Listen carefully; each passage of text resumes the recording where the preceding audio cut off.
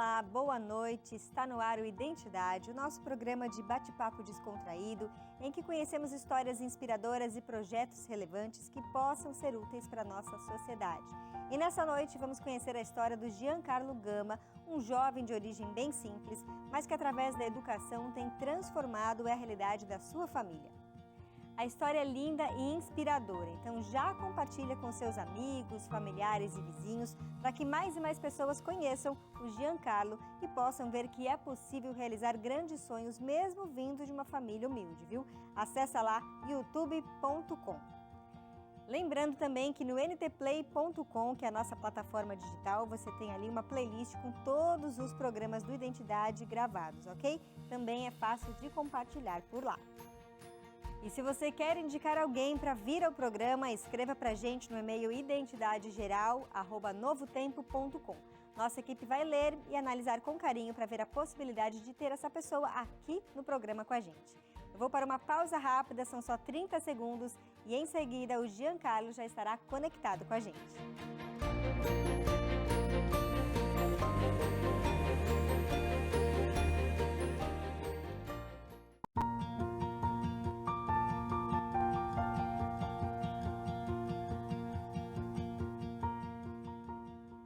Giancarlo Moreira Gama nasceu no ano 2000 em Jundiaí, São Paulo, mora em Cabreúva. É filho de seu Jorge Alves Gama, que é ceramista, mas que faz extra de catador de reciclagem para aumentar a renda da família. A mãe, dona Tatiana Cristina Moreira Gama, era empregada doméstica, mas saiu do emprego para cuidar dos 4 filhos: Giancarlo, Jorge Guilherme, Gislaine e Igor. Com muito esforço, Giancarlo foi o primeiro que fez o ensino superior. Se formou em ciência política na USP e desde cedo se envolveu em política. Em 2020 foi eleito como vereador em sua cidade e começou seu mandato em 2021. E agora, em 2023, passou em um disputado curso de mestrado na Escola de Governo da Universidade de Oxford, na Inglaterra. Legal, hein? E o Giancarlo já está conectado aqui com a gente. Boa noite, seja muito bem-vindo aqui ao Identidade. Boa noite, muito obrigado pelo espaço. Eu que agradeço aí ter aceitado o nosso convite e arrumado um tempinho na sua agenda, né? Agora, para entender o tamanho dessa conquista, é preciso voltar um pouquinho no tempo e saber um pouco mais sobre a sua origem, né? Você nasceu em Jundiaí, mas logo já foi ali morar em Cabreúva, município do interior de São Paulo. Só o seu pai trabalhava, porque a sua mãe era empregada doméstica e saiu do emprego para cuidar, então, dos 4 filhos. O orçamento familiar era apertado e você sempre estudou em escola pública, né? Seu pai, inclusive, fazia um bico ali vendendo materiais recicláveis para ter uma renda extra e não ter que precisar que os filhos trabalhassem tão cedo e sim se dedicassem aos estudos. Ou seja, entendi ali, na verdade, seu pai entendeu a importância do estudo e sabia que essa seria uma porta para uma melhor qualidade de vida, tô certa? Tá certíssima. Boa noite novamente. Meu pai falava sempre um chavão, que eu acho que materializa um pouco disso que você já introduziu, que o peso da caneta é mais leve que o peso de uma enxada, né? Ele veio de uma realidade rural lá do Paraná, que foi muito impactado aí por esse trabalho braçal, né, na lavoura. Mas aí houve uma estiagem lá no Paraná e ele e todos os 8 irmãos vieram para São Paulo em busca de melhores oportunidades. Foi aí que ele veio morar nessa cerâmica, na qual eu passei a minha infância toda e parte da adolescência. E foi lá que ele conheceu minha mãe, né? Que com o pai dela, no caso meu avô, também veio para São Paulo de uma outra cidade do interior em busca de oportunidades. E tinha muito essa realidade, de pessoas que vinham de fora trabalhar nessas cerâmicas. E aí meu pai trabalhou lá desde que ele chegou em São Paulo, em 1990, nessa cerâmica, ele trabalhava como ceramista. Mas era uma realidade muito difícil, assim, nessa comunidade em que moravam todas as famílias das pessoas que trabalhavam nessa cerâmica, era muito comum a falta de água, né? Era um poço que alimentava mais de 15 famílias, então água barrenta, tinha uma dificuldade de água potável ali, né? Também energia elétrica também era bem escassa, todos os dias a energia caía, então era uma realidade muito dura no sentido de condição de vida para as pessoas que ali moravam. Mas meu pai e minha mãe sempre foram conscientes da importância da educação para tentar mudar essa realidade. Então eles sempre conseguiram garantir que eu e meus irmãos trabalhassem, estudassem, desculpa, até a gente chegar na adolescência e ter uma idade adequada aí, depois de já ter caminhado com os estudos para trabalhar. Então eu consegui só trabalhar durante toda a minha, só estudar durante toda a minha infância, estudei em escolas públicas, mas sempre fui um ótimo aluno, né, muito dedicado, justamente por entender a importância da educação. Fui melhor aluno no ensino fundamental, depois no ensino médio também, e muito desse trabalho do meu pai. Meu pai era ceramista, mas ele era a única renda em casa, né? Minha mãe trabalhou por um tempo de doméstica, mas, né, para cuidar de 4 filhos era meio inviável, então ela deixou de trabalhar. E meu pai era a única renda em casa para sustentar uma família de 6 pessoas. Então ele achou como alternativa recolher materiais recicláveis. Então esse bico que ele fazia foi parte fundamental da renda da minha família por bastante tempo. Eu sou muito orgulhoso disso, falo com muito orgulho. Porque foi algo legítimo que ele fez, então ele e minha mãe foram fundamentais para essa construção da minha trajetória, mas isso me permitiu, então, que eu conseguisse estudar e ter uma dedicação aos estudos. Aí depois descobri o vestibular, descobri o que era a universidade pública, isso já no ensino médio, aí resolvi meter a cara e passei na USP, e foi aí onde começou toda a minha trajetória. E quando você questionava seus pais, Giancarlo, sobre as dificuldades que viviam ali, eles falavam devido à ineficiência dos políticos, né? Isso ficou na sua cabeça de tal forma que aos 12 anos de idade você já decidiu ser um político, mesmo sem entender direito o que aquilo significava, não é mesmo?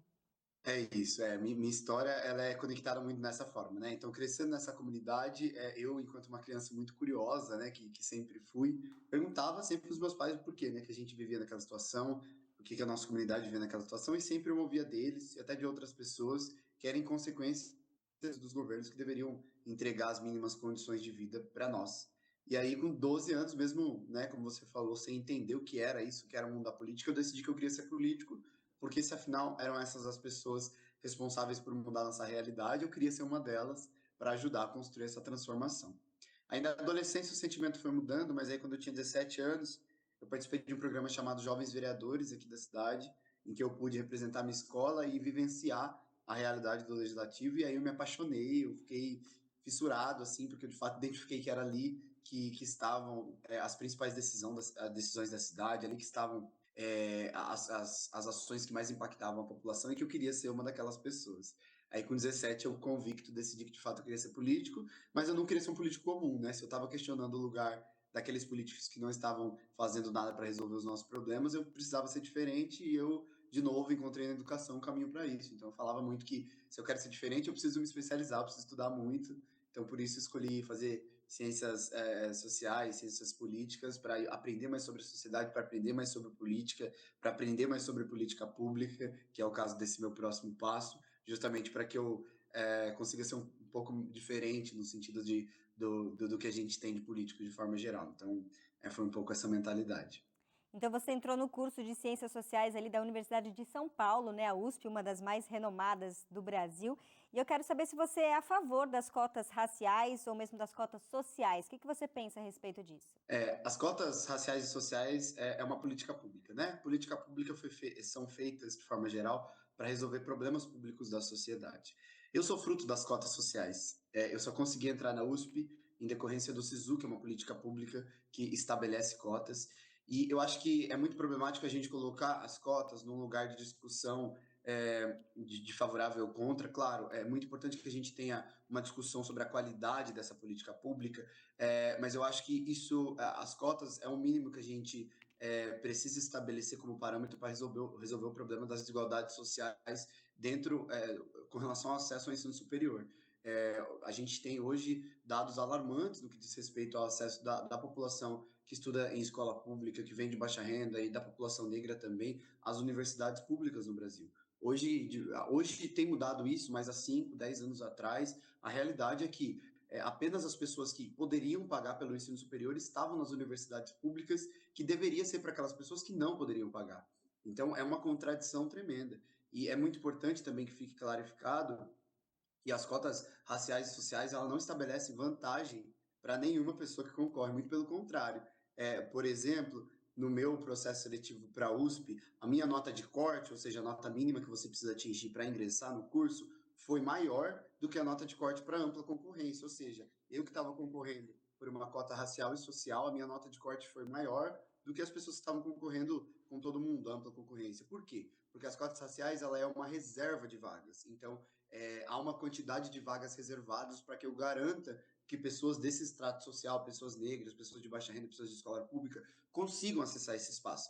Às vezes, essa reserva de vagas pode ser mais competitiva, ou seja, mais candidatos concorrendo por quantidade X de vagas, o que torna isso mais competitivo do que a ampla concorrência. Então, é muito importante que a gente quebre essa falácia de que as cotas raciais e sociais estabelecem um privilégio, uma vantagem, porque não é. Quando eu passei na universidade, eu não tinha como me manter, não tinha como pagar aluguel em São Paulo, tive que fazer um financiamento coletivo. Depois, durante a graduação, precisei trabalhar desde do meu primeiro dia para conseguir me manter lá. Então, ao mesmo tempo que pessoas com uma trajetória um pouco mais privilegiada puderam dedicar os seus estudos de forma geral. Então, a gente precisa também pensar em políticas de permanência para além apenas das cotas. Tá certo. Você foi o primeiro ali da sua família a ter um curso superior, né, Giancarlo? O que que isso significa para você? Isso é muito poderoso para a minha realidade, para mim e para os meus pais, para minha família. Como eu falei, a USP mudou a minha vida em diversos sentidos, numa perspectiva mais individual, então mudou muito minha forma de pensar. E aí, não colocando uma hierarquia aí, né? Se mudou para melhor ou para pior, mas mudou. Eu consigo acessar o mundo de uma forma muito diferente, que é muito interessante, mas também numa perspectiva profissional. Eu, no meu segundo ano da graduação, eu já estava ganhando quase 3 vezes mais que o meu pai, que trabalhou 20 anos, 30 anos. Então, acho que tem essa importância prática de que melhorou muito a condição de vida da minha família, a gente conseguiu ter um avanço, ainda que, enfim, há muito que avançar em termos da sociedade, né? Hoje, no Brasil, as pessoas que ganham mais de R$ 3.500 por mês representam 90%, representa um valor a mais do que 90% da população, ou seja, 90% da população brasileira ganha menos que R$ 3.500. A gente tem muito quanto sociedade a avançar, mas a USP me oportunizou acessar oportunidades muito boas. Foi na USP também que eu conheci o Renova BR, que é uma escola de política que eu fiz parte, que eu fui selecionado para fazer parte. Foi lá que eu aprendi um pouco mais sobre a política institucional de fato, foi lá que eu aprendi um pouco mais a fazer campanha política realmente, e foi isso que possibilitou eu conseguir ser eleito lá em 2020. Então, a USP mudou minha vida. E tem um lado simbólico também, né? Para os meus pais, isso é motivo de muito orgulho, e um dos meus propósitos na vida aí, além de impactar a sociedade, causar mudança na nossa sociedade, é ser motivo de orgulho para os meus pais. Então, eu fico genuinamente feliz quando eu ouço eles contando para os amigos, tanto que eu passei no mestrado, ou na época da USP, quando eu tinha passado na USP, eles contando, super orgulhosos, porque é uma realidade inacessível para eles, né? Meus pais nunca não finalizaram um ensino fundamental, então é um passo distante para eles, e verem eu acessando isso é motivo de muito orgulho, porque demonstra o quanto o esforço que eles tiveram valeu a pena para que eu conseguisse acessar esses espaços. É verdade. A gente vai fazer uma pausa rápida agora, Jean Carlos, para chamar o intervalo, mas no próximo bloco a gente vai falar um pouco sobre a sua carreira como vereador e também agora essa possibilidade de estudar em Oxford, uma das melhores universidades do país. Então você de casa não saia daí, tem muito mais para a gente conhecer sobre o Giancarlo, que é uma vida também que pode inspirar muitos outros jovens. Até já!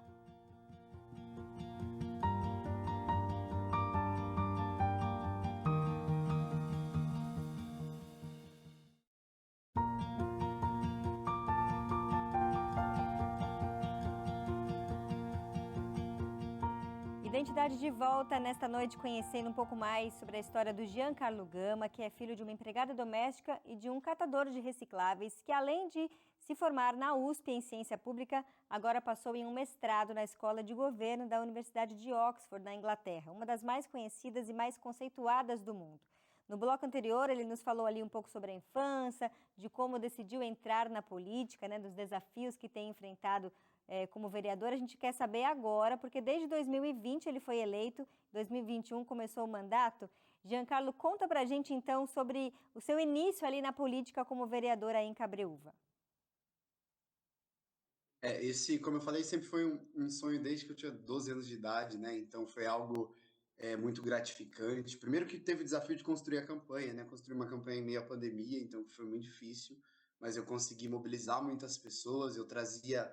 Trouxe durante a campanha uma mensagem muito de esperança na política, de que a gente, embora entenda que a política, da forma que ela está, ela tem diversos problemas, mas que a gente desistir dela não é um caminho.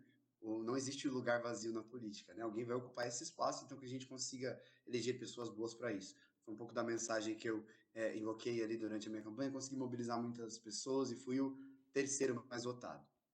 Desde o início do meu mandato, meu foco é o combate às desigualdades, é conseguir construir uma política diferente para que a gente tenha, de fato, o um impacto positivo na sociedade. E tem sido um desafio muito grande. Eu sempre falo que o mandato é o espaço que eu mais tenho aprendido na minha vida, é o espaço que eu aprendo como nenhum curso e nenhuma graduação no mundo inteiro vai me ensinar, porque é um espaço muito rico de aprendizado. Obviamente, não tem por que romantizar. A política, infelizmente, é um espaço muito violento, especialmente para pessoas jovens, para pessoas negras como eu, porque é um espaço que tenta expelir a gente desse espaço a todo tempo. A minha presença nesse espaço incomoda, no sentido de que eu estou questionando sempre velhas práticas, velhos hábitos, e isso incomoda. Então, é um espaço que acaba sendo violento, às vezes, desde microviolências até de ameaças. Infelizmente, é esse o espaço da política, mas justamente isso evoca a um lugar da necessidade da gente melhorar esse espaço, da gente eleger pessoas melhores. Eu acho que é um pouco do legado que eu quero deixar para o meu mandato, mobilizar outras lideranças para que eu consiga deixar um legado para a cidade de Cabreúva. O meu mandato hoje é o segundo mais atuante da história da Câmara de Vereadores. Então, a gente já somou aí mais de 400 cobranças e fiscalizações ao prefeito, já elaboramos mais de 9 políticas públicas, já votamos em mais de 160 projetos, né? Analisamos e votamos mais de 160 projetos, e temos diversos projetos de muito impacto na cidade, então sou muito orgulhoso do que o meu mandato entregou, de tudo que a gente fez, porque a gente de fato fez história na cidade de Cabreúva, e esse é só o começo dessa trajetória de muito impacto.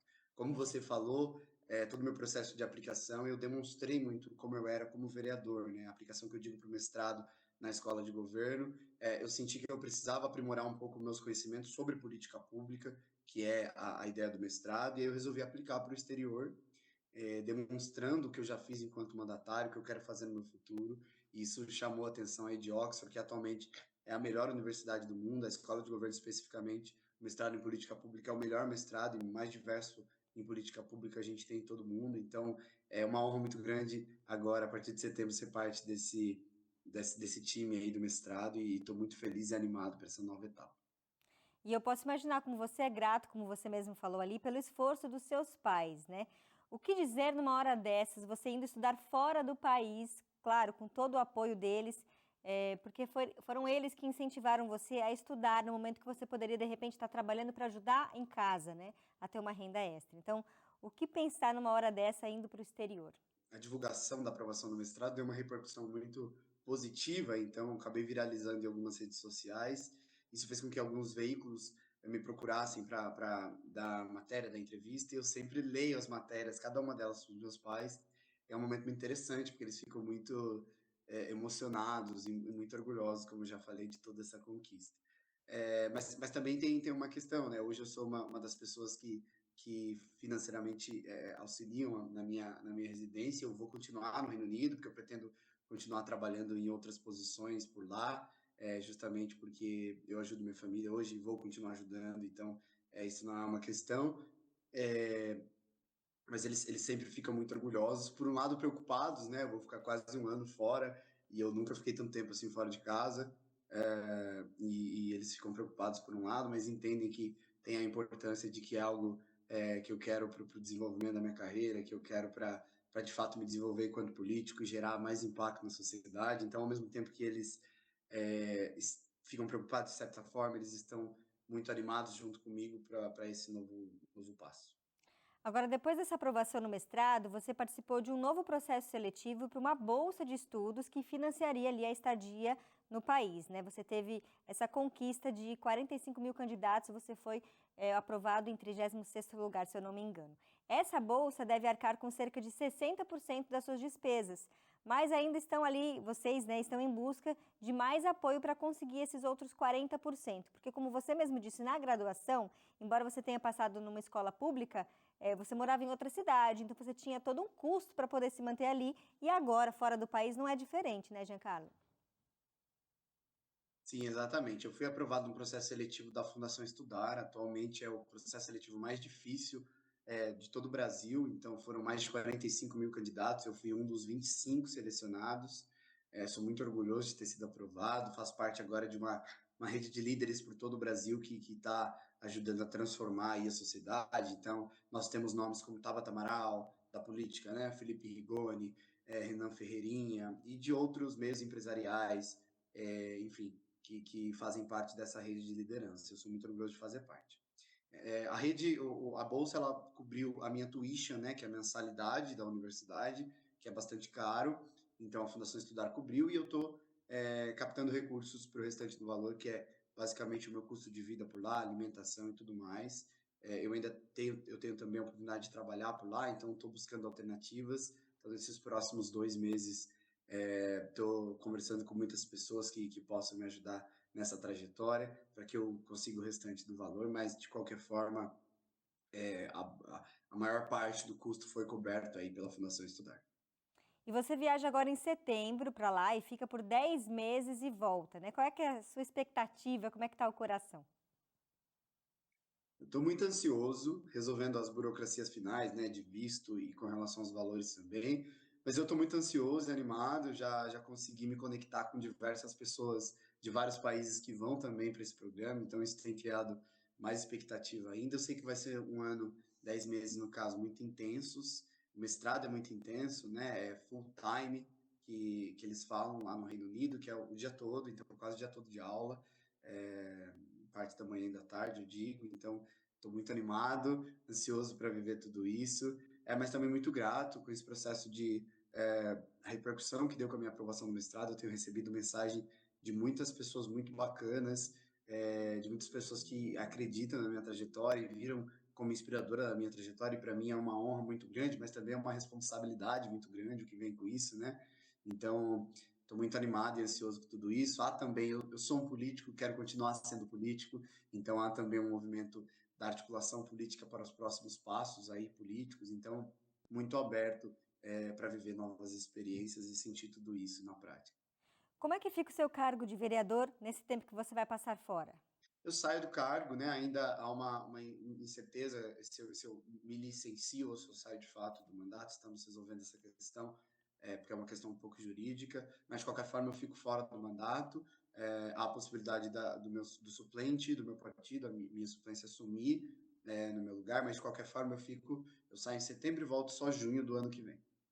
Tá certo. Então agora, Giancarlo, para a gente finalizar, eu quero saber que mensagem você quer deixar para quem está nos assistindo, que quem sabe veio de uma família simples como você, sem muitas oportunidades, mas que viu através da educação essa porta, né, que abre o mundo aí para a gente. O que você tem a dizer para quem está nos assistindo agora? É nítido que os esforços individuais, eles podem fazer grandes coisas sobre as nossas trajetórias, mas é muito importante que a gente tenha ciência que o sucesso, seja ele qual for, seja ele como ele for, ele não depende só de trajetórias individuais e de esforços individuais. Existem diversos outros amigos e pessoas que se esforçaram tanto quanto eu trilhar o mesmo caminho que eu trilhei, não conseguiram ter o sucesso que eu também tive. Então, que a gente tem em mente que o esforço é fundamental, mas que a gente, no Brasil principalmente, a gente parte de lugares sociais tão diferentes, as desigualdades sociais nos colocam em posições tão diferentes que fazem com que essa competição, se é que ela existe, ela seja injusta. Então, claro, a gente entenda e valorize o esforço individual, mas sem esquecer que a gente está partindo de lugares completamente diferentes. E o segundo recado principal é que a gente, quanto sociedade, acredite na política. Sei que é difícil, eu sei que às vezes é indignante algumas coisas, mas tem uma frase que eu gosto muito que é: quem não gosta de política vai ser governado por quem gosta. Então, não existe um lugar vazio dentro do espaço da política. Nós, enquanto cidadãos, e aí não necessariamente se candidatar, né? Eu gosto muito de política, eu tenho esse desejo de ser político e me candidatar. Mas nós, enquanto cidadãos, de forma geral, precisamos participar do processo político, não só votando bem, mas cobrando os políticos depois que eles são eleitos, entendendo qual é a função dos políticos, que eles devem fazer. Tá? Essa responsabilidade social, que a decisão, minha decisão enquanto político aqui na minha cidade, mesmo que seja pequena, impacta diretamente a vida de 50 mil pessoas. Então, as nossas decisões enquanto políticos são impactantes para o que a gente tem na sociedade, por isso a gente precisa, enquanto sociedade, ter muita ciência disso e acreditar no poder da política. A política é a ferramenta, é o meio mais poderoso de impactar e causar mudanças na nossa sociedade, por isso a gente precisa ter esperança e coragem para continuar acreditando nela. É verdade, Giancarlo. Muito obrigada pela sua participação e que a sua história possa servir de inspiração para tantos jovens e também fomentar aí mais políticas públicas para que outros possam ter essas oportunidades também. Uma ótima noite para você. Obrigado, boa noite. E a você aí de casa, até o nosso próximo programa. Tchau, tchau.